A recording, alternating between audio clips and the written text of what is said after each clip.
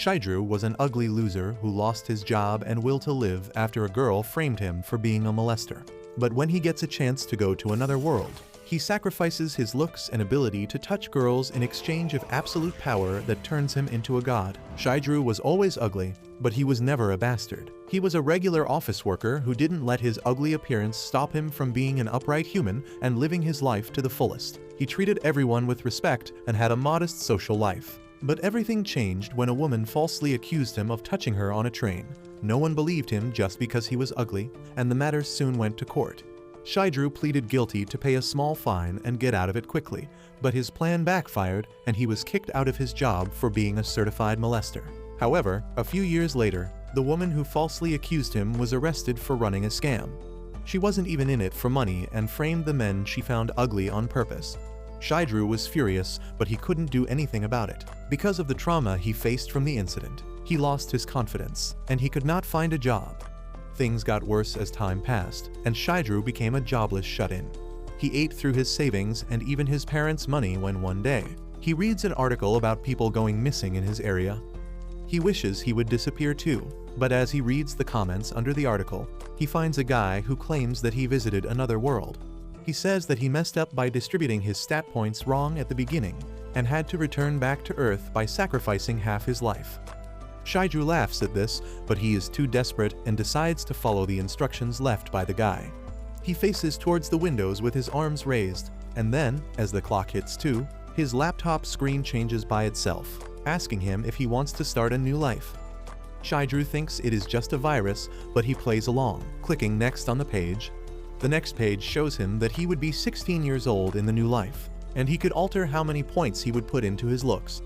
Having been an ugly man all his life, Shigeru drops the value from 5 to -255, and that gives him a huge amount of bonus stat points. Not only that, Shigeru finds that the more negative features he chooses for himself, the more stat points he gets. He immediately begins typing things that no one else would want, like getting his income reduced by 10,000% and losing 10% of his HP every time he touches a girl. As for his final condition, he writes that if he ever loses his V card, he loses his life, and the system gives him 100 trillion bonus stat points in return. However, before Shigeru can distribute those points to his stats, the timer reaches 0, and he is sent to another world. When he wakes up, he finds that he has become more ugly than he was in his previous life, and on top of that, he is twice as heavy as the average American. Just then, more people arrive there, and Shigeru gets shy on seeing the 2 girls in their underwear. The handsome guy takes off his shirt and gives it to one of the girls shivering from cold, and Shigeru tries to be a gentleman and does the same thing. However, the other girl refuses him because she doesn't want something worn by an ugly fatso. Anyway, the handsome guy introduces himself as Seiji. The blonde loli doesn't share her name, and the second girl introduces herself as Seika. All of them are 16, and they find it hard to believe that Shigeru is the same age as them. Seiji takes the lead and confirms that all of them came to this world following the same method. But while they talk, Shigeru decides to search the room because he isn't here to make friends. He opens a drawer and finds a gold coin in it, which disappears just as he touches it. He realizes that since he put the condition to reduce his income, the money vanished, but decides not to worry too much about it. Just then, Seiji comes inside and tells Shigeru that they should look for resources together. Soon, they find a bunch of weapons and clothes as well as some coins. Shigeru doesn't think that the tiny clothes would fit him, but they turn out to be magical and adjust to everyone's body. Next, the girls decide to divide the money amongst them, but they point out that there are only 7 coins and 8 people here. They believe that Shigeru stole the 8th coin, and he realizes that they are right. He decides to let them have all the coins to themselves, and even though Seiji tells him that it is unfair, Seika tells him that they should keep the coins because Shigeru didn't even help in finding them. Shigeru hates the spoiled b*** already, but he decides to ignore her and deal with Seiji, asking if he can have the axe in exchange for the money. Seika is against that, and even Seiji says that he can't take those decisions alone. He reveals that in his original life, he was selfish and had communication issues, and he is trying hard to be different in this life. He points out that Shigeru seems to have some issues himself as well, and he should try to get over them. In the end, they decide to divide the weapons with rock, paper, scissors, and Shigeru loses to everyone, getting only the wooden club as his weapon. Next, Seiji says that they should shake hands to mark the start of their adventure. But Shigeru refuses because he isn't taking any risks this time. Soon, they find a map and decide to head to the nearest town. But as soon as they open the door, they find a small goblin ready to attack them. Seiji quickly takes action and kills the goblin with a single strike. But then he finds that more of them are heading this way. He takes the lead, telling the blonde Loli to support him on the front lines while Seika strings her bow to join the fight. He asks Shigeru to protect Seika in the meantime, and then starts defeating the goblins one by one. Seika, however, is a total noob who can't even string a bow, and while Shigeru is judging him, a goblin attacks him from behind. He decides to finish it off in one hit, but he finds that he is ridiculously weak right now. The small goblin is able to push him back, and when Shigeru wonders how can he so weak despite having 100 trillion stat points, he realizes that he ran out of time before he could distribute them. He then decides to fight back against the goblin with his current stats and manages to defeat it with his next strike. Suddenly, a status window opens in front of him, and he finds that killing just one goblin makes him reach level 32 because he has a 10,000% exp increase bonus. Just then, Seiji and the Loli also level up, and they assign their stat points to strength and stamina. Shigeru realizes that they can't see each other's system window, and he decides to put 1 trillion points in each of his attributes for now. Just as he does that, his system window starts to glitch and a golden light shines on him. Shigeru wonders what is happening, and then his system reveals that his class has been decided based on his stats. His class is the Almighty God, and Shigeru can't fully grasp what that means. He is snapped out of his thoughts as a goblin starts hitting him, but his attacks don't do any damage at all. Shigeru decides to try out his strength against the goblin, and he hits it with a finger flick, which is enough to send it flying to the stratosphere. No one else sees what just happened, and they think that it was just a gust of wind. Seiji and the Loli resume hunting the goblins, but Seika is still struggling with getting her bow ready. She gets teary-eyed and Shigeru decides to have pity on her. He acts like he is a bow maniac and needs to string one immediately so that Seika doesn't feel bad about taking his help, and his trick works on the stupid girl. She hands the bow to Shigeru, who uses his 1 trillion dexterity points to string the bow in one fell swoop. Seika is impressed and insists that he shoot one arrow as a thanks, and Shigeru decides to try one of the skills he got along with his class. He selects the Thunder Arrow skill and then launches the arrow ahead. But instead of hitting any goblin, it flies towards the sky instead. Shigeru wonders if his accuracy is that bad. But then suddenly, a gigantic magic circle appears in the sky and a majestic thunder dragon comes out of it, hitting the ground and killing all the goblins. Everyone is shocked to see this, but Shigeru just says that he was in the archery club where they teach this type of stuff. Seika believes him once again and then decides to support her friends in the battle, but she just randomly fires arrows even without aiming. Seiji and the Loli decide that they should handle the rest of the goblins as well, and Seika soon runs out of arrows. She gets gloomy and disappointed at her uselessness, and Shigeru pities her yet again. He uses a skill to turn a stick into more arrows and tells her that there are some item drops on the ground. Seika gets happy to find them, but she wastes them all again anyway, and in the meantime, the other two finish off all the goblins. Soon after that, they reach the town, and while everyone else rushes to eat something, Shigeru decides to go his separate ways because an ugly loser like him needs to be alone. He sits near a fountain and realizes that he is hungry too, and just then, a cat arrives there. He is about to pet it, but stops fearing that she might be a female and he may lose 10% HP if he touches it. Just then, Seika arrives there, and Shigeru is so startled that he falls into water. After he gets out, Seika tells him that she bought a burger for him because she knows he is broke, and she wanted to thank him for helping her earlier. Shigeru begins to see her in a more positive light and accepts the huge burger, but coincidentally, their fingers touch, and he gets a powerful shock that makes his throw the burger away. He suffers 58 trillion damage, which is enough to destroy the world 300 times over. But the bigger problem is that Seika is upset now because she thinks that Shigeru threw away the burger on purpose. However, he has his skills from the days when he was a top salesman, and he tells Seika that he was startled because she is too beautiful. He tells her that he will eat the burger she bought for him, and she tells him that it is too dirty. She offers him the one she bought for herself instead because she is really grateful to him, and he decides to accept her gratitude. As he eats the burger, Seiji and the Loli find them, and Shigeru decides to stick around till he pays Seika for the burger. Soon after that, Seika heads to a store to buy some arrows because she runs out of them so quickly. She keeps asking the shopkeeper for more arrows, claiming that she is rich enough to pay for them. But the man tells her that her bag is already full. Shigeru is also with her, and he wants to help her out. But he can't tell her that he can create arrows anytime he wants. Anyway, Seika asks him if he is not going to buy anything, and she immediately answers her question, realizing that he can't buy anything because he is broke. Once they head outside, Seiji and the lowly return after finding a good inn to stay at night. Shigeru says that he will stay in the park because obviously he has no money, but Seika says that she will pay for his room. Shigeru tries to tell her that there is no need for that, but Seika plays the woman card and asks if he doesn't want a girl to pay for his room. Shigeru isn't even give the time to reply as Seika grabs his hand and starts dragging him along, but since she touches him through the clothes, he doesn't take any damage. Later that night, Shigeru thinks that he can't stay here any longer because then he will be under more debt to Sokka and others. The next day, Seiji and others wake up to find some delicious cookies and food waiting on the table for them. Shigeru tells them to help him because he can't eat it all, and they ask how did he get all that when he doesn't have any money.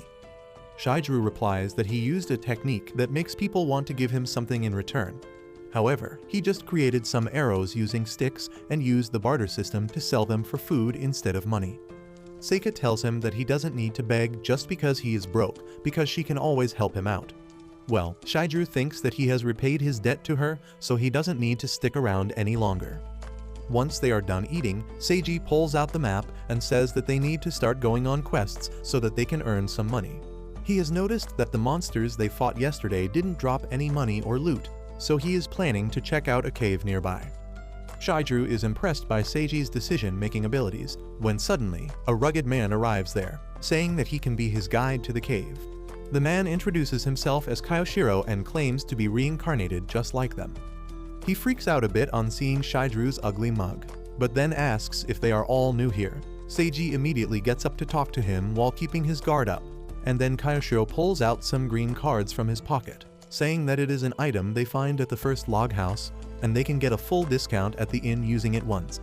Seika panics on hearing this because they didn't find the cards, and Kyoshiro tells her that she can get a full refund even if she shows the cards now. He tells her to take them, and Seika immediately takes the cards, much to Seiji's disbelief because he still doesn't trust Kyoshiro fully yet. Shigeru is the same, and he thinks that rather than being a guide, Kyoshiro is someone who exploits newbies. He thinks that he can handle the situation if things go bad, and for now, he decides to let Seiji make the decision.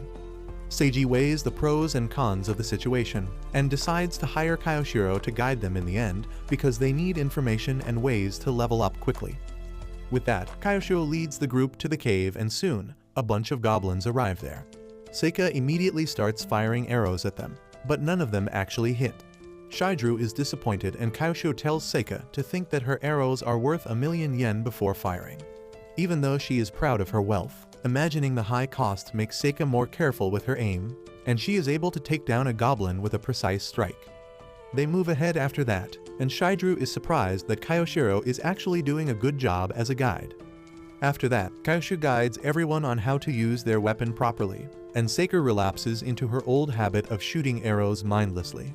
Kyoshiro asks Shigeru if he is not going to practice, and he replies that he doesn't have any suitable skills right now. Kyoshiro gets that it is hard to level up with staff as his weapon, but he asks Shigeru not to be disappointed because the ultimate skill of the staff is really awesome. Shigeru already knows this because when he went to the forest to make arrows, he encountered a giant orc and decided to try his strongest skill against it. However, the system warned him that if he used that skill, everything within a radius of 200 kilometers would be wiped out and over 1.5 million people would die, so he cancelled it immediately. Anyway, Kyoshiro tells him to be active on the battlefield or he will be forced to retire just like him. He begins telling the story of how he used to be in a mercenary group, but while their leader became a king, he fell off and had to retire. He begins praising the king, saying that he is at level 80 and all his stats are over 160, but that is incredibly weak for Shigeru. After that, they finally reach the cave, which looks like ancient ruins, and everyone is excited to explore them, but Seika is scared. However, once she reaches the cave, she gets curious about the limestone spikes and starts sulking when Kayosho tells her to stay away because they are dangerous. Shigeru wonders if Seika is actually a kid, and Seiji asks her the question in a more sensible manner. He first reveals that he was 30 years old in the other world, and then Seika says that she is 17 years old in real life and preparing for college. While Seiji begins talking about her studies, Shigeru realizes that Seika is at least academically smart. After that, they fight against some monster bats and reach the boss room, and Seika finally learns about thinking before taking an action. Kayosho tells her that she shouldn't enter the boss room because she will die immediately at this rate, and Seika backs away. Seiji decides to call it a day and thanks Kayoshiro for his help, and he replies that he will make a good leader. However, before returning, he has a special event for the newbies, and he leads them to a conference room to throw a party for them. He says that another summoned person created this safe space where no monster or magic can reach, and inside, there are chips and drinks. Shigeru immediately uses his poison detection skills and finds that the rims of the cans have been spiked with a sleeping drug. Luckily, Seiji is cautious enough to turn down the offer. But when Kayosho acts sad and depressed, he apologizes for doubting his sincerity. He agrees to celebrate with him, and Shigeru is low-key disappointed by Seiji's goodness. Anyway, everyone begins to eat and drink, and Shigeru decides to distract them with a conversation so that he can cast antidote magic on them. He asks what they all did before coming here, and the vibe of the room quickly dies down. Shigeru realizes immediately that everyone here ran from their previous lives, including himself. But then Seiji decides to open up about his past a bit. He says that he left school after getting bored of everything and decided to start his own company called Success Life.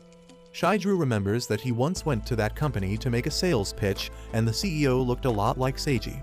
Turns out Seiji remembers him as well because he made a big impact on him, and though he doesn't disclose his name, he reveals that a salesman came to him without an appointment and tried to sell him an expensive copier. He tried to bargain, but the salesman said that he would make him smile and never let him down. He also asked him to take it easy because he was the CEO, and inspired by his words, Seiji let his employees run the company. Luckily, his company made it big and everything was going well, but then he decided to replace his staff with AI, and that bankrupted his company. He became depressed and felt like he wasted the opportunity that the salesman had given him. That's why, when he came here, he swore that he would never let anyone down. He suddenly reveals that the salesman's name was Shigeru too, but our fat guy pretends that he was not the salesman. Soon after that, everyone falls asleep as a result of the drugs, and Kayosho brings his gang of thugs to take them away. However, Shigeru is only pretending to be asleep so that he can deal with the thugs when the chance comes. The thugs start handcuffing everyone, and just as Shigeru is about to do something, Seiji gets up, telling the thugs to not harm his party. Kayosho doesn't take him seriously because he knows that Seiji can barely stand, and he tells his men to carry on with their work. Shigeru can't use his abilities now because he doesn't want Seiji to get caught in the crossfire, but luckily, Seiji tries picking a fight with the thugs, only to get slammed at the wall. Kayosho tells his men to not hurt their products because that will reduce their value, and Seiji gets mad at hearing this. He says that the people who come here have already been broken by life, and when they get a second chance, people like him push them down. Kayosho tells him to lecture someone who will listen and tells his men to pack him up. Shigeru decides that it is his time to join the fight, and he simply jumps upon the bandits, squishing them under his weight instead of using his attack stats. He tells Seiji to take the girls and run away, leaving everything to him, but Seiji refuses to leave him in danger alone. He tells the bandits not to mess with them because he can take them down in one hit, but everyone thinks he is bluffing. The bandits dash towards him, but Shigeru decides to intercept them by bouncing around, absorbing their weak-ass punches and crushing them under his weight. Kayosho tells his men to deal with the jumping pig first, and Seiji asks him to run away because he will handle it. The thugs jump Shigeru, even though they don't really do any damage, but then one of them puts his fingers up his nostrils. Suddenly, a bright light starts coming out from Seiji's hand as he tells the bandits to back away before his light of truth pierces their evil hearts. They are taken aback and ask what is that skill, and Seiji explains that he made an oath in his special note that he will never let his friends down, and if he ever does that, he will pay the price for it. Because of that oath, he received a lot of bonus points, and he put them in his special skill that activates when he is angry. He tells the bandits that this is their last chance to run away, But Kyoshiro says that they will just chop off his hand before he can attack them. Shigeru decides to see what Seiji's attack can do, and he becomes a shield for him, telling him that they need to work together because they are outnumbered. Seiji then uses his special skill to transform into a Super Saiyan form that even Goku hasn't unlocked yet, telling the thugs that they will pay for their sins now. Kyoshiro and his men panic because they have not seen anyone transform like this before, and Shigeru is quite curious to see what Super Saiyan Seiji can do. Seiji suddenly screams out the name of his next attack and his hand starts growing even brighter. He then dashes ahead towards Kyoshiro, but stops just short of punching him in the face. Kyoshiro asks him why the hell did he stop, and Seiji says that he is not the one to judge him, because that is for the law of this country. He knows that he can easily destroy the bandits right now, but he wants to give them a chance to repent for their sins and start a fresh life. Shigeru knows that this is as dumb as someone can get while trying to be a lawful good person, but he doesn't try to stop Seiji. Suddenly, Kyoshiro tells Seiji that he wins. He puts his weapon down and kneels before accepting his punishment, and the naive Seiji believes him. He begins walking away, telling Kyoshiro that he won't forgive him if he commits another crime. Shigeru doesn't warn him this time as well, even though he knows that he is making the worst mistake by turning his back towards the enemy. Using this chance, Kyoshiro rushes to attack Seiji, but Shigeru trips him using his rolling technique. The bandits curse Shigeru and start kicking him, but their attacks don't do any damage. Shigeru casually removes a booger from his nose and flicks it towards the wall, creating a huge explosion. While everyone stares at the destroyed wall in shock, Shigeru sneakily points Seiji's glowing fist towards the wall to make them believe that he did it. However, the problem is that even Seiji can't believe that, and Shigeru decides to step up his game. He says that he clearly saw Seiji execute his ultimate move and a white hawk descended from heaven, blowing up the wall. The bandits totally believe this story even before Seiji himself is convinced. They fall to their knees on realizing that they can't win, and Kyoshiro has tears and snot running down his face as he swears that he won't do bad things ever again. Shigeru realizes that this is not enough to punish them, and he orders the bandits to get in a line. They immediately obey, and then Shigeru asks Seiji to hit them with his special attack. Seiji hesitates because he doesn't want to punish someone who has already accepted defeat. The bandits are also terrified because they think they will die if they get hit by that attack. So Shigeru comes up with a middle ground, telling Seiji to slap those bastards with his righteous fist so that they know the pain of others. He manages to convince Seiji that he is the only one who can turn these bandits on the right path with the power of love. He remembers that Seiji claimed that his glowing fist can pierce all evil, and if the bandits are still acting, they will be destroyed by his slap. However, if they really have had a change of heart, they will be unharmed. However, to his shock, Seiji turns back into his normal form, saying that if he wants to change the heart of the bandits through the power of love, he can't do it using his Super Saiyan form that is fueled by anger. The bandits can't believe that someone can be this stupid, but it all works out in their favor anyway. Seiji has tears in his eyes as he slaps them with love, and the bandits thank him for giving them a chance after being slapped. Once everyone has been slapped, Shigeru ties up the bandits while Seiji carries the girls to safety. However, he is too exhausted to finish the job and collapses. The bandits suddenly get hopeful that they can win against him now, and they try to bribe Shigeru to join their side. They promise to bring some women who will do it even with an ugly bastard like him, and on top of that, they will pay him more. However, Shigeru decides to show them that he is just ugly but not a bastard. He simply snaps his handcuffs to scare the bandits and then tells them that Seiji is even stronger than him. The bandits can only curse him for turning down their offer, but Shigeru doesn't really care about their comments. Soon, Kyoshiro and his men are turned into the local authorities, and Shigeru and his party get a huge amount of money from collecting their bounties. The girls are really excited to see this much money, and Seiji says that they should divide it amongst them. Seika says that they were unconscious so they don't deserve any money, and Seiji should take it because he defeated the bandits. She then asks about Shigeru, and Seiji says that Shigeru was even braver than him, and he tanked all the hits to keep him safe. The girls say that Shigeru was the MVP of the mission in this case, and he should get the most money. Seiji agrees with them, but Shigeru doesn't want to take the money because it will get reduced to 0.01% of the amount. So he tells Seiji that he has a bad habit of spending money as soon as he gets it, and he wants someone trustworthy to hold on to it for him. Seiji doesn't really go along with the plan, but when Shigeru insists that he can't keep the money, Seika volunteers to handle his money on his behalf. Seiji doesn't think that it is a good idea for someone as clueless and impulsive as her to handle the amount. But Shigeru lets her take the money because it will help him repay his debt to her when he leaves the party. Soon after that, Seika takes Seiji to the hamburger place to treat him to something nice, and he thinks that this is their last meal together because now he can run off on his own without any guilt. Seika soon returns with 2 happy meals, and Shigeru asks her if she loves hamburgers a lot. She tells him that she ate them for the first time 2 days ago and immediately fell in love, and Shigeru can't believe that she never ate a burger in the real world. Anyway, they start eating, and Seika asks him about his stats. Shigeru replies that they are pretty boring, and she tells him that he must have not noticed it, but lowering one's looks gives them a lot of stat points. Shigeru is shocked to learn that Seika found that out too, and he asks her if she reduced her look points as well. She tells him that she lowered them to -16, and he can't believe it because she looks too pretty for that. Seika proudly tells him that she used the special note feature on the welcome screen to wish to become pretty, and that somehow overrode her low look stats. Shigeru gets the greatest shock of his life on realizing that he could have done that and become handsome as well, but it is too late for that now. Just then, Seika notices a cat and eagerly says that she has never seen one up close. She begins wondering if there is any chance the cat can come here, and when Shigeru tells her to just go there to pet it, she gives him a judgmental stare. However, she immediately realizes that his advice makes sense and says that she forgot she could walk now.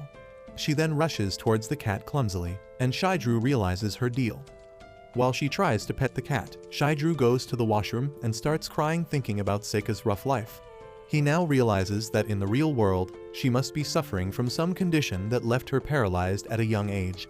He pities her and asks if there is no God, when suddenly, he realizes that he is the almighty God in this world, and he might not be able to change reality, but he can help her out in other ways. Just then, Seika knocks at the door, asking if he needs medicine, and Shigeru tells her that he is fine. As he freshens up, he realizes that Seika is clumsy with her body and naive while interacting with others because of her past, and that will make her an easy target for villains. So he decides to stick with her and keep her safe till she becomes a fully competent adult. Soon after that, they reach the inn and Seiji calls a meeting to decide their job class so that they can become a more dynamic party. He declares that he will become the hero, Seika will become an archer, the blonde lowly will become a mage, and Shigeru will become an epic fighter. Shigeru doesn't like adding the adjective epic in his job class for some reason. Seika suddenly speaks up, saying that she wants to be a hero too, but when Shigeru tells her that she can become the epic fighter in his place, she immediately refuses. In the end, Seiji remains the only hero of the group, so Seika becomes a mage instead, and the lowly decides to become a hunter, while Shigeru also retains his job class. Once they purchase their new gear, Seiji decides to move to the largest city in the region, but before that, he sets up a budget for snacks keeping Seika's spending habits in mind. With that, the meeting is dismissed, but Seika stays behind to talk to the lowly, who is her first friend here. She is nervous to talk to her, but Shigeru silently wishes her all the best. Seika finally manages to gather the courage to ask her to play jump rope with her, saying that she has practiced for it. The lowly agrees, and the two girls head to change their clothes so that they can play. Meanwhile, Shigeru recalls how things turned out this way. Earlier, as he went shopping with Seika, she wanted to buy a cool-looking weapon, but he discouraged her from buying anything dangerous by saying only epic fighters use them. However, she got stuck on buying a nunchuck, but thanks to an unexpected collaboration between Shigeru and the shopkeeper, she changed her choice to a skipping rope instead. Once they left the shop, Shigeru taught her how to use the rope, and she quickly caught up. However, her mind soon wandered off to the blonde girl and how she wanted to be friends with her despite not knowing her name. Shigeru suggested a few ways to become friends with her, and that leads him to the present, where he is spying on the two girls as they play. The blonde girl quickly learns to skip rope from Seika, but when she brings up the topic of her name, she suddenly stops. Seika realizes that she really doesn't want to share her name, and then says that she discussed it with Shigeru earlier, and they came up with the nickname Reese for her. The blonde lowly goes completely silent on hearing this and starts skipping rope again, jumping really high at the end. Everyone is surprised by this, and soon, a huge crowd swarms her, asking her to join their party. Seika tries to reach closer to her, but everyone ignores her and a guy even pushes her. She suddenly starts crying, and Shigeru has no choice but to go ahead and help her. The people freak out on seeing him and call him a monster. But the blonde girl Rize tells them that he is a member of their party. She is worried about Seika too and says that she just wanted to make her happy by showing her a trick, and Shigeru tells her that simply responding would have done a better job. Rize starts feeling really guilty about that and runs away crying, and in the end, Shigeru has to console Seika all the way back to the inn. However, as soon as she is about to enter her room, she finds a letter from Rize, apologizing for earlier and thanking her for the nickname. Seika immediately runs out to look for her, but Shigeru had already noticed Rize hiding behind the corner. He asks her to come out, and she tells him that she needs to talk to him in private. He asks her not to sue him later and then goes into the room, where Rize does a flying grovel to apologize to him. He gets confused about why she is apologizing to him, but then Rize reveals that she knows his full legal name, as well as the fact that he was the salesman that Seiji was talking about. Shigeru is taken aback by this, but he still keeps up the act, asking Rize why she thinks that. She tells him that she chose the special ability to read other people's status windows, and she can see their real name, their stats, as well as the things they wrote in the special note. Shigeru panics on realizing that she has read his notes that make him look like a frustrated incel, and he facepalms as he asks Rize what she wants. She tells him that it concerns Seika, and asks Shigeru if he has figured out that her body was paralyzed in the previous life. He affirms, and then Rize suddenly reveals that it was her who broke Seika in the past life, and she is here to atone for her sins. Shigeru is curious about it and asks what did she do to Seika. Rize replies that in her past life, she was a part of a program that aimed to change people's lives. Seika was one of the children they were working with, and she genuinely wanted her to live a better life. However, an explosion happened at their building one day, and Seika got severely injured in that. Rize starts crying as she says that she failed to prevent the accident and save Seika. She regretted the incident that happened because of misunderstandings between the people who worked there, and to avoid things like that, she wrote in her special notes that she wanted to know people better. Shigeru understands that this is the reason Rize got the power to look at other people's status. He asks her about the program she was in, and she tells him that it had to do with artificial intelligence. Her story immediately reminds Shigeru that Seiji's company went bankrupt because of an AI program that failed because of an explosion, and he asks Rize if she is talking about that. She affirms, revealing that she is actually Seiji's sister, but she has completely changed her behavior and personality here so he won't figure her out. Shigeru still has his doubts about her story, but Rize tells him that she can't lie because that was the cost of obtaining her special ability. She feels that their coming to this world at the same time is not a coincidence, and their fates were connected in the previous life as well. She knows that Shigeru is trying to make Seika happy, and to guide Seiji to become a better adventurer, and she requests him to let her assist him with that. Shigeru tells her that both Seiji and Seika are too pure-hearted, and they need his support to stay safe in this world. He agrees to work with Rize, and she pulls a Sakura on him, chopping her hair to show her determination. Shigeru is confused because there was no freaking point in doing that, and Rize tells him that Seika said that she looks good with short hair. Anyway, they formally form a pact with that so that they can help their other two friends. The next morning, they get ready to depart to the capital city, and Shigeru arranges a weird turtle-goat hybrid creature that will carry their luggage. Rize is the last one to arrive, and she is moved to tears when Seika tells her that she looks good with short hair. They start their journey with that and soon run into a bunch of monsters. Seika takes one of them down using ice magic, and when another monster attacks her, Seiji protects her while Rize covers their back. They quickly deal with the monsters, and Seika flexes her talent as a magician to Shigeru, who can only nod that she is good. Seiji then remarks that since the sun is setting, they should find a place to set up camp, and everyone agrees. They are heading to the city of Valeria, and because Seika wanted adventure, they chose to climb through the mountains that are full of dangerous monsters and also have no inns to stay at. Luckily, they find a hollow tree trunk where they can rest at night, and Seika is really excited about it. Seiji asks if she would like to collect firewood or go fishing, and Seika confidently declares that she will catch the biggest fish in the river, but she clumsily hooks her own robe first.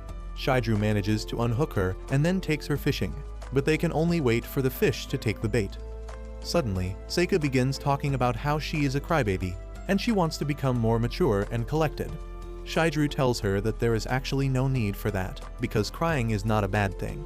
He tells her that people don't cry just because they are sad, but also when their hearts are filled with other emotions that they can't control. He remembers his past as he says that people gradually lose the ability to cry, and that stops them from growing stronger. He tells Seika that instead of learning how to not cry, she should learn to find out what moved her heart. Seika is moved to tears on hearing this as well. Just then, Riz arrives there, and on learning that they haven't caught anything yet, she simply shoots some fish in the river and then hands them over to Seika. She eagerly runs to the campsite to give them to Seiji, and in the meantime, Riz says that Seika always looks happy when she is with Shigeru. She believes that he is a person who can make others smile easily, and the party will be safe in more ways than one with him here. Shigeru is flustered at this, but then he decides to head back. Riz stops him and requests him not to reveal her identity to anyone because that may split their group apart, and he agrees to her request. Soon, they reach the camp where Seiji and Seika have already started cooking. As they sit down to eat, Seika copies Riz's mannerism, while Shigeru asks Seiji what does he think about their journey's end goal. Seiji gets serious on hearing this and replies that they have no end goal right now. Reaching Valeria is their immediate goal, and Seiji plans to learn more about this world and its problems so that he can figure out what they need to do. Shigeru is impressed by his logical thinking, when suddenly, he hears a sound coming from the bushes. A severely wounded and exhausted woman comes out of the forest and collapses right as Shigeru's party notices her. In her dreams, the woman thinks about how she was running from some bandits earlier. Despite being a person who reincarnated into this world, she could not fight against them, and she blamed her special notes for that. In her past life, she used to be low-key ugly, and her boyfriend dumped her for a pretty girl. Everyone in her social circle constantly mocked her, and the woman started hating pretty girls because of that. Suddenly, her dream ends and she finds herself in the campsite with Seiji looking after her. He tells her that they have cleaned her wounds and applied first aid. Just then, Seika comes there with some warm water to clean her up, and the woman flinches because she hates how pretty she looks. Seiji tells her that Seika was the one who cast healing magic on her, but that doesn't change the woman's attitude either. She gets even more irritated when Seika tries to talk to her and asks Seiji to take her closer to the fire. Seika is upset by that, but Shigeru wants her to learn that she should not try to invade a stranger's personal space right after she meets them. Moreover, he wants her to stay away from the one-armed woman, because he knows the truth about her. Earlier, when the woman collapsed, Seiji asked him to bring some water. Shigeru rushed to the river, but Riz stopped him, and the look on her face told him that something was wrong. She told him that the woman was a reincarnator like them, and her special note was rather dangerous. She had written that she would never forgive pretty girls and kill them brutally, and both of them thought that she was definitely targeting Seika. Back to the present, Seiji comforts the woman who introduces herself as Riaya. He asks if she wants some food and she gladly agrees, but as Seika offers her a bowl, the hatred inside starts spilling out. Riaya tries reaching for her weapon, but thankfully Riz had already taken it away, and currently, she is keeping an eye on her at all times. Shigeru also keeps watching Riaya to stop her if she does something nasty, but Seiji and Seika have no clue about that. Seiji asks Riaya how she got injured, and she tells him that some people ambushed their party and she got separated from her friends. Shigeru wonders how much of that story is true, but Seiji believes the woman and offers to protect her till they reach Valeria. She is glad to take that offer, but as Seika tells him to trust their party leader, she gets worked up yet again and hurts her injured arm. Seiji asks her to relax, but Riaya tells him that she needs to go to the river. She asks Seika to take her there, and Seiji tells her that he will do it instead. Riaya says that she was actually planning to take a bath there, and he must be a real pervert if he wants to spy on her. Seiji gets flustered, and then Seika innocently asks him if he is a pervert. He gets knocked out due to emotional damage, and as Shigeru gets up to comfort him, Riaya tells him that if he even comes within 10 feet of her, she will scream. He tells her that he doesn't want to get close to her either. Suddenly, Riz comes there and offers to take her to the river. But because she can't lie, she can't hide her true expressions either. Shigeru wishes that she at least hid her murderous intent, because that scares Riaya, and she insists on Seika taking her to the river. Seika has no problem, and she even returns her weapon in case they are attacked by monsters. Shigeru panics because that will put her in even greater danger, but Riz follows them to keep Seika safe. Shigeru also starts going after them, but Seiji stops him, saying that he should respect women's privacy. He replies that Riaya is dangerous, and Seiji admits that the charm of an adult woman is indeed dangerous. Shigeru doesn't want a load of his simple, but he still can't go away without creating suspicions. so he starts jumping between the two locations at light speed to keep an eye on Seika. Seika is astonished when he sees him looking blurry, but Shigeru says that he must be tired and seeing things. He tells him to get some rest and then uses the sleep spell on him, quickly knocking him out. He then goes to the riverside and watches over Riaya, who suddenly points her sword at Seika.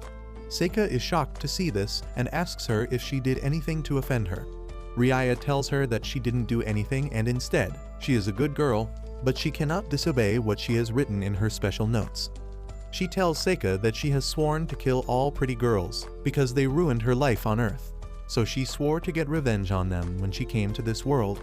She joined various adventure parties, killing the pretty girls and then running off to the next party, but they eventually caught up to her. She tells Seika that it is her turn to die today, but just as she is about to strike her, Ri shoots her sword out of her hands.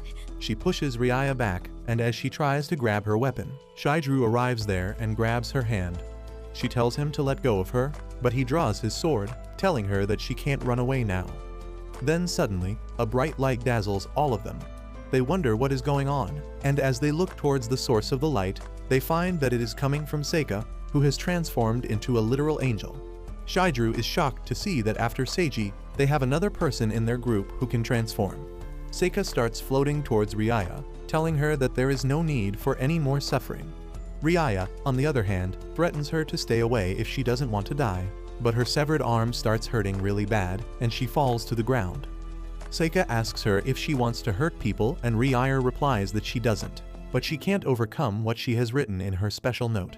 Shigeru also pities the poor girl who has become the female Jeffrey Dahmer because of her special notes, but Seika believes that there must be some way to change things. She floats towards Riaya, who slaps her hands away, but then Seika prays that she stops hurting. Suddenly, a burst of light is released from her hands, and Riaya's severed hand instantly regenerates. She gets sentimental on seeing her arm again, and Shigeru is shocked because even after being the absolute god, he cannot do miracles like these.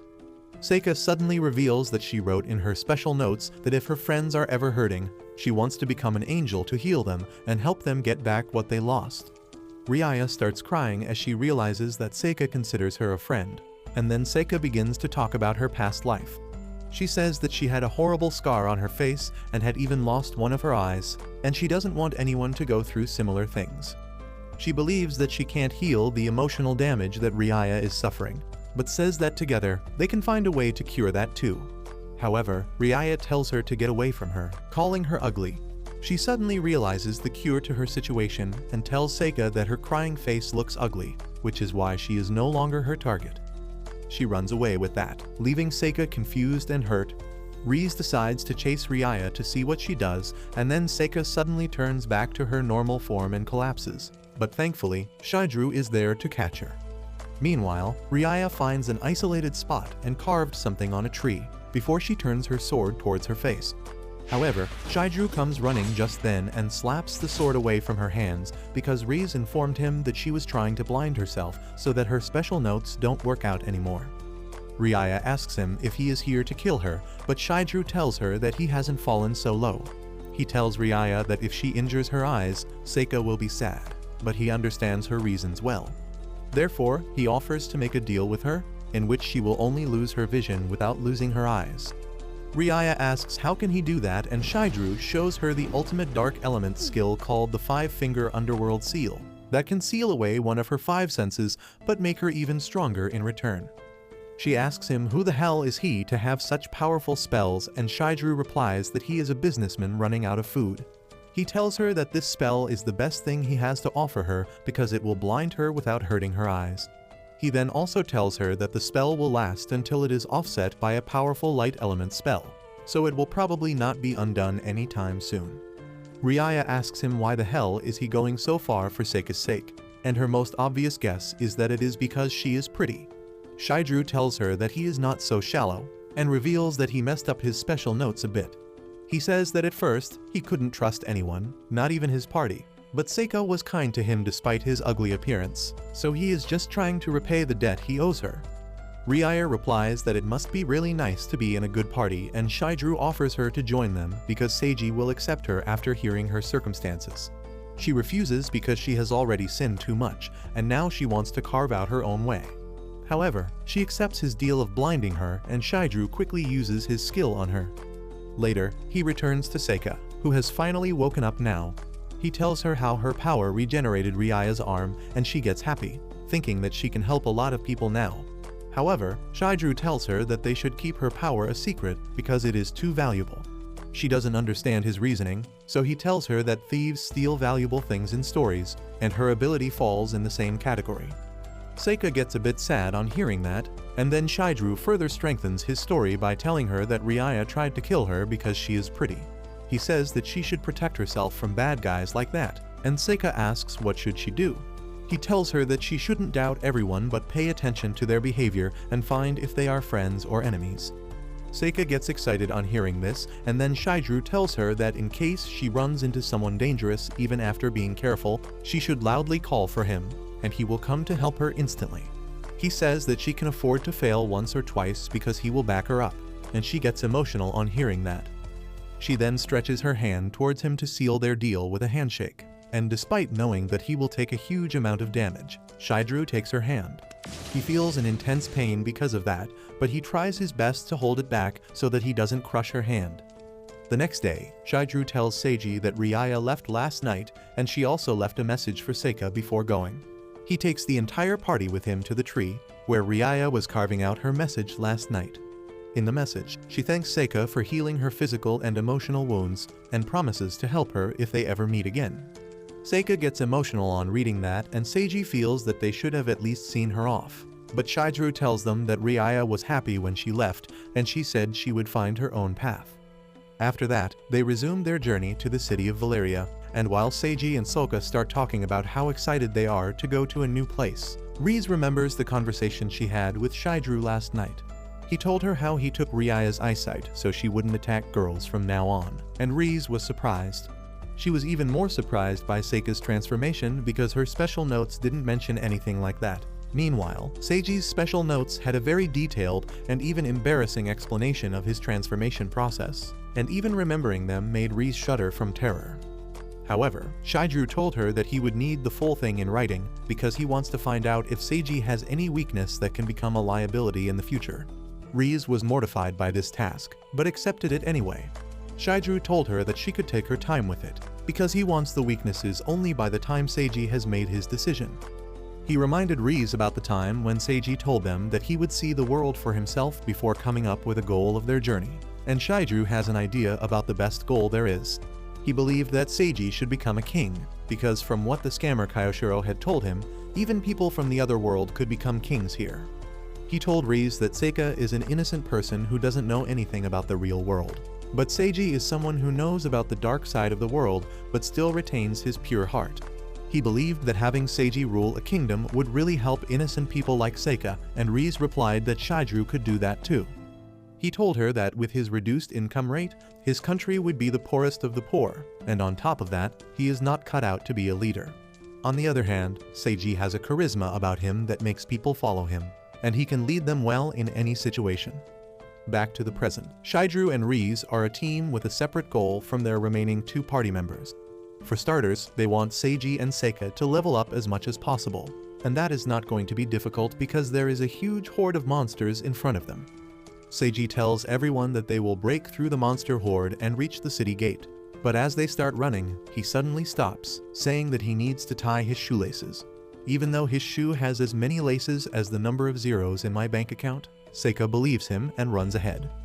Shigeru follows her and uses a wind wall to protect her from running into the monsters, and then looks back to find Seiji screaming like Goku to transform into his Super Saiyan angel form. Shigeru thinks that the whole shoelace act was unnecessary for just this, but then he remembers that Seiji's clothes get ripped each time he transforms and they are not cheap. Luckily, Seiji remembers this too, so he takes off the expensive clothes, folds them nicely, and then starts the whole screaming thing from scratch. In the meantime, Shigeru comes up with a plan to help Seika level up too. He soon finds some ruins where they can take shelter, but the monsters start climbing the walls. Rize suggests they hit them and send them down, and Seika follows her advice. Shigeru casts the blessings of the Almighty God on them, increasing their stats so that they don't have any trouble. He then decides to delay the battle as long as possible without killing any monster. so he creates some golems using mud that engage the monsters in battle safely. Shigeru then turns around to see where Seiji is at, and to his disappointment, he is still screaming because he needs anger to transform, but he doesn't have anything right now. Suddenly, he remembers the time an intern stepped on his shoe, and he channels that rage to transform without ripping off his clothes. He then runs downhill, and Shigeru wonders what the hell does he even have wings for. Seiji then climbs on the ruins where the rest of his party is present, and Riz already gets a cringe attack on seeing his cringe actions. He introduces himself as a wandering adventurer named Hiro Aldine, and then jumps down, taking the monsters out with his special powers. Seika is really impressed by him, but Riz is holding back the urge to puke on seeing his cringe actions. Meanwhile, Seiji keeps fighting the small monsters, but when he comes face to face with a giant rock golem, he deactivates his power so that he can aura farm later by flying and using his other moves. With that, he wipes out all the monsters and soon vanishes, before returning in his normal form again. Seika doesn't even doubt that Seiji was Aldine, and she tells him all about how cool the hero was. He gets happy on hearing that and wants others to praise him as well. And now Shigeru wonders if it is really a good idea to turn this narcissistic idiot into a king. Soon, they reach the city of Valeria, and it holds many surprises for them. The city square is vibrant and full of cheerful people, and at the center of the city, there is a big castle. However, the surprising thing is a job center that is right next to the castle, and Shigeru has great sympathy for all the corporate slaves hanging around that place. After that, they return the creature that carried that luggage to the animal shed, but the guy tells Seiji that they can't take the other animal with him. While Shigeru would have tolerated most things, even he gets angry at being called an animal, and the man gets scared by his angry gaze. Just then, Seika finds an animal that looks just like Shigeru, and even he is appalled by it. However, she finds it cute, but that is nothing worth talking about because she finds everything cute. They explore the city after that, and Sokka keeps getting distracted by every little thing.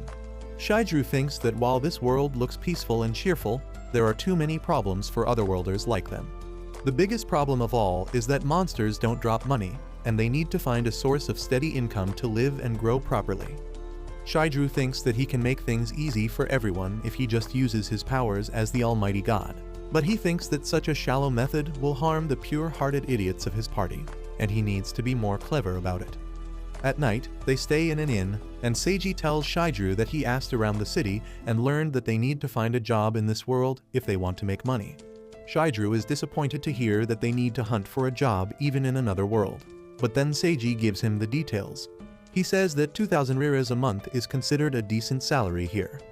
Shigeru asks if there is no reward for defeating monsters like they did yesterday, and Seiji replies that as long as they don't get a quest to hunt monsters, they will not be paid.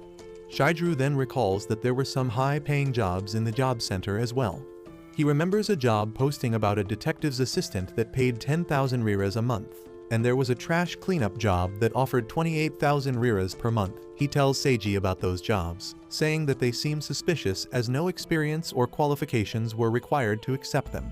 He can totally see Seika falling for those jobs and hopes to keep her away from them. Seiji agrees with him, saying that decent jobs will only get them a normal life, but high-paying jobs are either sketchy or need too much experience. He suddenly gets an idea and asks Shigeru what he thinks about going to the casino. Shigeru is shocked to hear that even their hero is interested in gambling, but Seiji tells him that he just wants to gather more information. He says that in the market, he only met ordinary people making an ordinary amount of money, but in the casino, they should certainly find people who do unique jobs or make a ton of money. He claims that information is the best currency for people like them, and he plans to use it to create the best path that will let his party live without worrying about anything. Shigeru likes his plan, and the next night, the entire party heads to a grand casino. Seika immediately tries out her luck on a game, and the waitress that comes to offer Shigeru a refill of his drink gets grossed out by his appearance. The other customers in the casino are the same as well, but it doesn't bother him much. Luckily, Seika wins her first ever game in the casino, and she is really excited about it. On the other hand, Seiji talks to people to gather info, and Riz uses her methods to find useful things separately. In the meantime, Seika decides to go all in on the next round on gambling, losing everything she earned in the first one. She plays a bit more, but then gets hungry, so she takes a break to have a burger. Shigeru asks her how much money she spent, and she tells him that she spent around 20,000 riras, which is enough to make him lose his hair out of worry. Just then, the manager of the casino comes to Seika, saying that he noticed her play earlier and he was curious about her financial status. Seika confidently tells him that she is rich, and Shigeru panics because he should have stopped her from saying that. The manager Kajita, on the other hand, is super delighted and starts buttering up Seika. He asks her if she can come to his office so that they can talk in private, and she only accepts once Shigeru is also allowed in as her bodyguard. Once in the office, a servant brings hot cocoa for Seika, and Shigeru examines the room, thinking that the casino is raking money in. Suddenly, Kajita starts glazing Seika, saying that he was truly impressed by her boldness to go all in without hesitation. He says that rich people should gamble just like that, and Seika is flattered by that. He then tells her that he was so impressed by her that he has a special offer for her. He reveals a golden extra stage pass that will make her a VIP at the casino and let her access even more thrilling games for their regular customers. He says that usually their enrollment fee and membership charges cost 20,000 riras, but for her, he will make an exception and reduce the fees to 0. Seika is tempted by the offer, but she says that she will have to pay the membership charges next year. Shigeru is proud that she has finally started suspecting shady things, but Kajita is a smooth talker who is not done yet. He tells Seika that her membership fees will be waived off for her entire life because he really wants her to become a VIP. Seika asks him what is so special about her, and he replies that he was truly moved by her gambling style, and he wants to see her gamble even more now. Seika is tempted, and she asks Shigeru what to do. He sees no harm in just getting a membership card, but suggests she talk to Seiji first. Seika likes the idea as well, and Kajita tells her that she can talk to her friend, and if he is rich, he would like to talk to him as well. Seika tells him that Seiji is rich, but not as rich as her, and Shigeru worries about her future. Soon, they leave the room, and Seika says that the manager was really nice. Just then, Riz also comes there with a worried expression on her face. As Seika leaves to find Seiji, Shigeru stays behind to talk to Riz, who has troubling news about Kajita. She says that he is also a reincarnator like them, and in his special notes, he has written that he won't be fooled anymore and destroy all rich people. He swears to suck them dry and push them to the depths of hell, and Riz is not sure that even Shigeru could win against him at his games. Soon, the group returns to their inn and Seika tells everyone about Kajita. They all agree that he sounds suspicious, and she is disappointed on hearing that. Seiji asks Shigeru's opinion on the manager, and he replies that he was really skilled at making people believe they are special and tricking them. He says that luckily Seika didn't fall for his lies, but there must be other people who get tricked.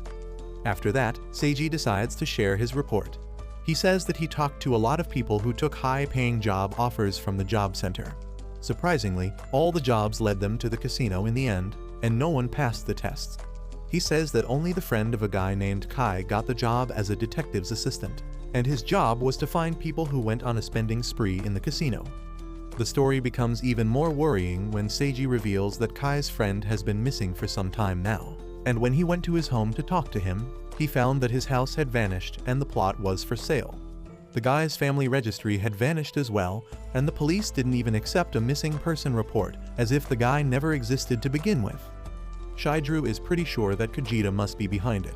He notices Riz looking like she is nervous about sharing some information, so he gestures that he will cover for her no matter what she says. Riz is relieved to hear this, and she hands Seiji an item that she found near the back gate of the casino. Both Seiji and Shigeru are horrified as they remove the cloth and see a human finger, and they somehow stop Seika from looking at the horrifying thing.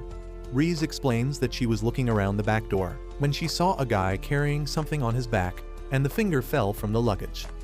She only realized what it was once she got close, and for a moment, she questioned if she should retrieve the finger or chase after the guy. Seiji tells her that she made the correct decision because it would be dangerous to go after the other guy alone. Now, he is certain that the casino is doing something shady and says that they need to find out more about it. Seika immediately volunteers to go undercover since Kajita scouted her out. Both Riz and Shigeru warn her that it is dangerous because rich people like her are the real targets, but she replies that she is really mad that Kajita betrayed and hurt other people. She says that he needs to be stopped at all costs, and Shigeru turns towards Seiji, asking him to stop her. However, Seiji is even more fired up, causing him and Riz to lose their minds. Later, the two of them go outside to talk and Shigeru asks Rize about Kajita's skills because she said even the absolute god won't be able to beat him. She replies that she couldn't see everything but one his skills was to see through all lies, that probably triggers his other skills. However, his status window was really abnormal, and it looked like it has been cut and pasted and deformed multiple times. She warns him to be careful and Shigeru realizes that he should not lie in front of Kajita even as a joke. He then puts his robe around Rize, telling her that it will be alright. He talks about how they went to earn some money but ended up finding an evil person, and now they will stop him. Rize agrees, telling Shigeru another detail about her special note. She wrote that if true evil appears before her, she will become the envoy of hell and drag them to darkness, and Shigeru is taken aback as she partially transforms. The next night, Seika dresses up fancy and walks like a model on her way to the casino, telling Shigeru that it is necessary to put on an act if she wants to find the truth about Kajita. She believes that she will succeed because Shigeru and Rize have trained her how to hide the truth without lying. Soon, they reach the casino and Kajita comes there to welcome them.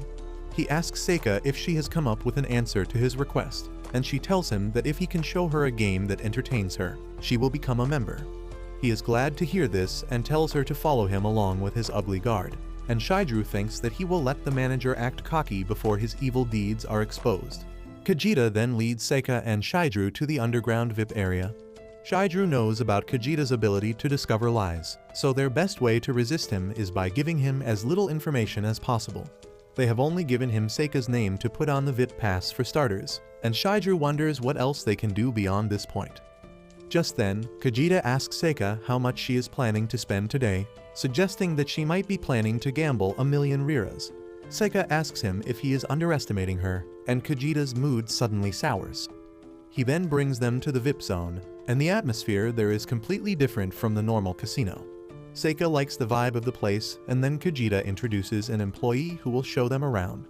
The man named Kato first introduces himself, but he keeps on fumbling as he tries to explain how things work here.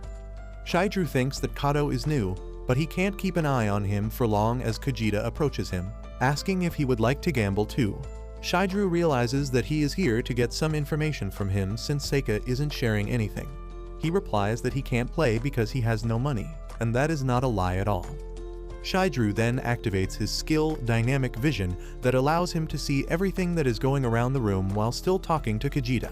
He finds a spy noting details about everyone, like Seika being a flashy young lady with a budget of over 1,000,000 liras.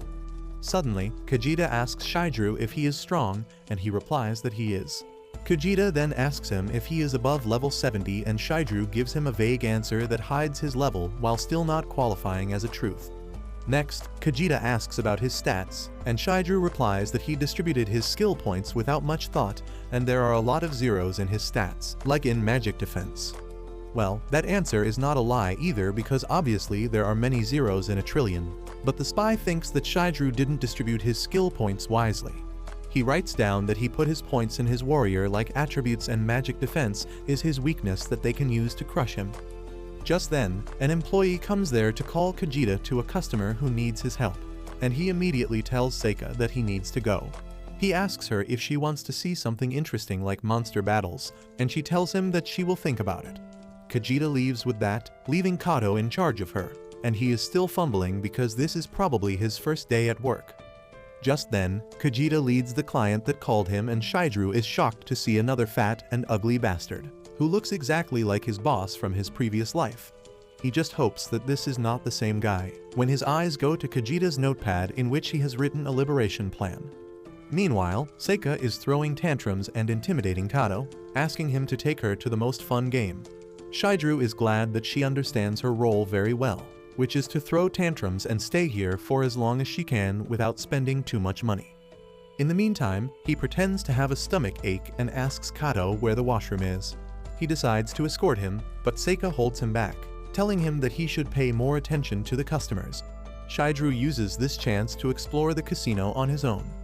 He first drains the energy from a guard to knock him out, and then uses his skills to turn into a bat. He begins looking around for Kajita and finds him entering a secret room. He quickly infiltrates the room, and then uses another skill to open a portal between him and the room where Seika is so that he can go to her location immediately if she needs his help. Seeing that she is doing well, Shigeru turns his attention to the strange statue on the other side of the room. Kajita walks to the statue and begins talking to his parents, telling them that everything is going according to the plan. He remembers that they taught him there is something more important than money in the world. They were never rich, but his parents taught him to enjoy a life of honesty. However, that honesty took their life when they refused to evict their house for a big corporation to build their project over their home. As a result, the corporation crushed a truck into their home, killing them both, and Kajita was completely changed after that incident. He became an assassin and devoted his life to hunting down the bastards responsible for his parents' death. Once his life's mission was over, he decided to unalive himself as well, but just then, he got the chance to come to this world and he felt that it was his parents who sent it to him. In this world too, he saw the rich trampling on the poor and made it his mission to give them pain that would free them from their earthly desires. He asks his parents to keep watching him, and Shigeru realizes that he has no other reason to live than to get revenge on rich people. Just then, Kato and another employee come there, telling Kajita that Seika is throwing tantrums and saying that she wants to leave because there is nothing interesting here. Kajita scoffs and tells them that she must be scared by the high exchange rates and tells them to use strategy number 13 to lure her in. Both the employees agree and begin heading back, but Kajita stops the second one because he detects a lie in his answer. His skill activates because of that, and he saps out all the life force from the guy, turning him into a dead husk. He then calls one of his henchmen to dispose of the garbage and then turns to Kato, asking if he gets what he is supposed to do. Kato nervously replies that strategy number 13 means they let Seika win today so that she gets hooked, and Kajita praises him, saying that he likes honest guys like him who know what to do. Kato nervously leaves the room with that, but thanks to this interaction, Shigeru has found out more about how Kajita's power works. Anyway, he returns to Seika, who keeps winning according to Kajita's strategy. However, Shigeru can't pay any attention to that because he is still feeling odd because of seeing a person die in front of him. Suddenly, Seika tells him to pay more attention to her because she has won 6 times in a row.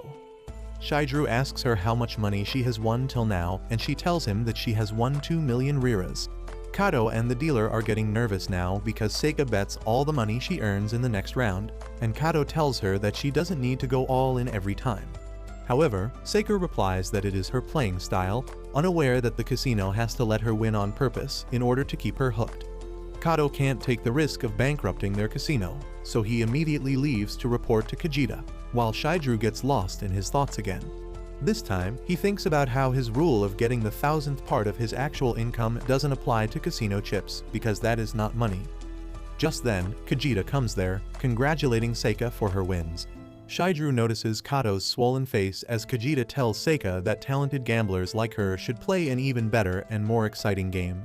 Seika is curious and Kajita tells her that he will now take her to the Coliseum, which is even more exclusive than the VIP stage. She decides to follow him, and they go even deeper down the building and enter an underground arena, where a lot of magic beasts are kept in prisons. Kajita tells Seika that Monster Battle is the ultimate game his casino presents, and she can bet money on monsters who will fight to death on her behalf. Seika is already worried on hearing the description, and then the roar of a monster scares her. Kajita calms the beast and Shigeru asks him where did he get that monster because he has never seen it in the wild. Kaguya replies that these are special monsters created at the casino, and Shigeru is shocked to hear that. Kajita then asks Seika if she is interested, but she is quite anxious right now and Shigeru decides it is time to go home. He gives her the clue by mentioning Seiji and how he would love to see these monsters. Seika gets the clue and tells Kajita that she would like to head home today and tell Seiji about the exciting games here. Kajita can't stop her, and he asks Kato to escort her outside. In the elevator, Seika notices Kato's swollen cheek and she uses her healing magic to treat him. Kato suddenly switches sides on seeing his kindness, and he tells Seika to run away and never return to the casino because Kajita is after her life. He tells her that many rich people, and even many of his colleagues, have died at his hand, and even he is scared of losing his life at any moment. Shigeru asks him to come with them, but Kato can't escape because Kajita has all the information about him. He tells them to go outside and spread the truth about the casino so that one day a hero can come to destroy it. Well, his wish is instantly granted as Seiji, also known as Hero Aldine, comes there along with Rize. Seika is surprised to see them together, and the mortified Riz says that they met each other when they were both trying to infiltrate the building. Kato is moved to tears on seeing that a hero really came, and Seiji comforts him. Before deciding to deal with the casino manager, Shigeru volunteers to come with him and Seiji retracts his wings to fit inside the elevator. Kato comes along too, telling them about Kajita's skill to absorb the life and skills of the people who lie to him. Once they get to the VIP floor, Kato yells at the customers to get out because the monsters in the basement are free and they may attack them. The customers panic and try to run away, with the employees not knowing how to handle the situation. Kato then leads Seiji and Shigeru to the basement, but another employee takes the only elevator they have and goes down first to warn Kajita. As Kato panics because now they don't have any way to go down, Seika arrives there in her angel form. Seiji gets startled on seeing her because he has never seen her in her alien form before. He asks her who the hell is she, and Saka asks Shigeru to keep her identity a secret. She introduces herself as El Caron, the Maiden of the Sun, and says that she can use healing magic and help them in the battle. Seiji is glad to have her on the team, and Shigeru thinks both of them are operating on the same wavelength. However, it is not 2 Delulu cosplayers that he has to deal with but 3. Just then, Riz comes there, transformed into a devil, and Shigeru takes a moment to realize her true identity. However, just as he is about to ask her to confirm, Riz hits him with a weapon she materializes out of thin air because she doesn't want her brother to know her identity. Well, Seiji is more interested in her weapon anyway, and Riz says that she has the ability to create weapons using her imagination. That is enough to impress Seika and Seiji, and the flattered Riz gives everyone some weapons to use. Just then, the elevator returns and the party gets inside. Kato wants to come with them too, but Seiji asks him to evacuate. Shigeru takes a more tactful approach, telling him to gather evidence of the casino's wrongdoings so that they can expose its connection with the government office that allowed it to grow so powerful. Kato takes on that mission and Shigeru's party heads down to the basement. Shigeru tells everyone to be careful and asks them to leave Kajita to him. He knows that Kajita is a truly evil person with no chance to change, and that is why he doesn't want innocent people like Seiji and Seika to face him. With that, they arrive at the basement and turns out that Kajita has already drained the life of the employee who came to inform him about the situation. But that's where this video ends. Remember to like and subscribe to the channel. Thanks for watching, and I'll see you next time.